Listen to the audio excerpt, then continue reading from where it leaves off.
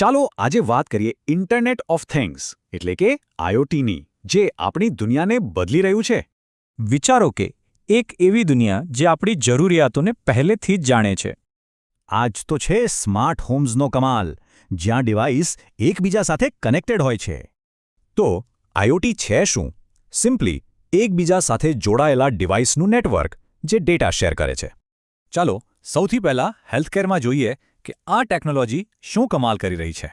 જુઓ, વેરેબલ્સથી લઈને remote monitoring સુધી આઈઓટી દર્દીઓ અને ડોક્ટરોને જોડી રહ્યું છે. અરે, એ દવાઓનું મેનેજમેન્ટ પણ કરે છે, જેથી કોઈ ડોઝ મિસ ન થાય. હેલ્થ સિવાય આઈઓટી દુનિયાના મોટા ઉદ્યોગોને પણ ઓપ્ટિમાઇઝ કરી રહ્યું છે. ચાલો શરૂઆત કરીએ ખેતીથી. અહીં સેન્સર જમીન, હવામાન અને પશુઓના સ્વાસ્થ્ય પર પણ નજર રાખે છે, જેથી બધું કાર્યક્ષમ બને.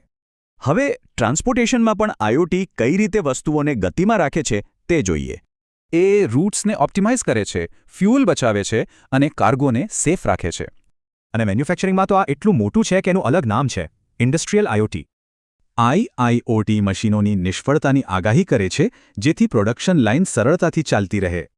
પણ આટલી બધી કનેક્ટિવિટી સાથે કેટલાક મોટા પડકારો પણ છે. ફાયદા તો ઘણા છે, પણ ડેટા સિક્યોરિટી, પ્રાઇવસી અને ખર્ચ જેવી બાબતો પણ વિચારવા જેવી છે. તો આ બધાનો સાર શું? આપણે શું સમજવું જોઈએ? યાદ રાખો, આઈઓટી ફક્ત સ્માર્ટ ગેજેટ્સ વિશે નથી. આ એક મોટો બદલાવ છે, ડેટાથી ચાલતી એકબીજા સાથે જોડાયેલી દુનિયા તરફ. જે એક સવાલ ઊભો કરે છે, જ્યારે અબજો ડિવાઇસ બોલવાનું શરૂ કરશે, ત્યારે તેઓ આપણી કઈ કહાણી કહેશે?